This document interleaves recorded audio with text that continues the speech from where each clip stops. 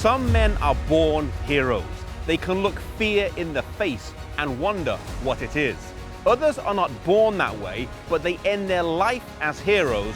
Thomas Cranmer was such a man. Born into a good family, a well-to-do family, here in the village of Ashlockton on the 2nd of July, 1489.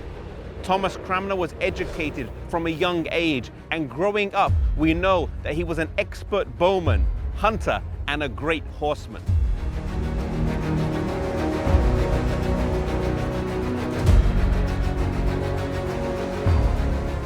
He enrolled at Cambridge University at the age of 14 and earned his BA in 1511. He was then elected a fellow here at Jesus College and earned his Doctor of Divinity in 1523. He lost his fellowship a year later when he got married, but a year after that, when his wife and child died, he regained his fellowship.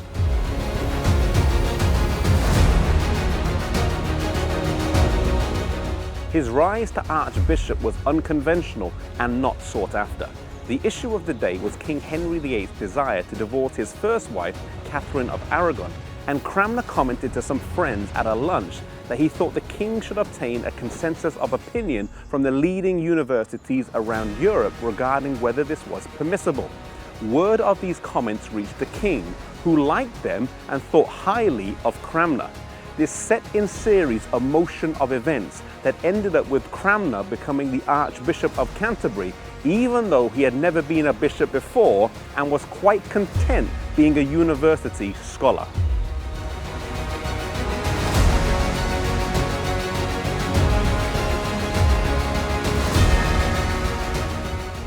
Henry subsequently divorced Catherine and married Anne Boleyn, whose daughter, Elizabeth, later Queen of England, was goddaughter to Cranmer.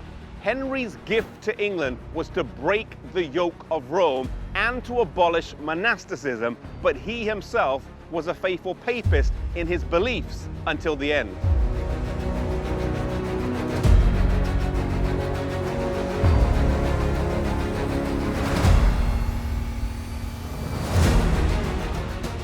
At the coronation of Edward VI, Cranmer preached a sermon likening him to the biblical boy king Josiah. Cranmer also was instrumental in translating the Book of Common Prayer into English for the first time, rather than using the traditional Latin. In 1553, following Edward's death, Mary Tudor ascended to the throne despite an attempt by Lady Jane Grey to hold the throne, which lasted only 9 days. Mary then took Stephen Gardiner from the Tower of London and made him Lord Chancellor. She then threw Thomas Cranmer in prison for his role in Henry's divorce from her mother and for his Protestant beliefs. Cranmer spent 2.5 years in prison, during which time he was brought to the roof of the prison to watch the martyrdom of Ridley and Latimer in an attempt to make him recant, which he eventually did, pledging his allegiance to Catholicism, but this did not secure his freedom. He was finally brought to trial here at St. Mary's Church, where he was forced to listen to a 2-hour sermon denouncing himself. When he was brought to make a public recantation, he stood on a wooden platform which rested against a pillar where a wedge was cut, which can still be seen today. He stood up, denounced the Pope as Antichrist, withdrew his former recantation, and stood by his previous teachings.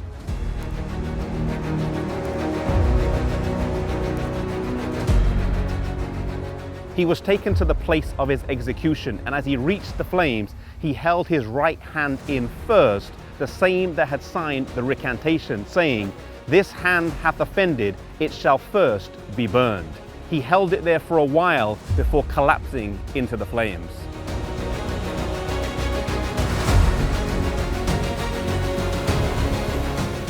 Mary went on to slaughter 250 more Protestants during her reign, and when she died, Elizabeth I took the throne. One of her first acts as regent was to revive the Book of Prayer, written by Cranmer, which was a fitting tribute to the man who was her godfather.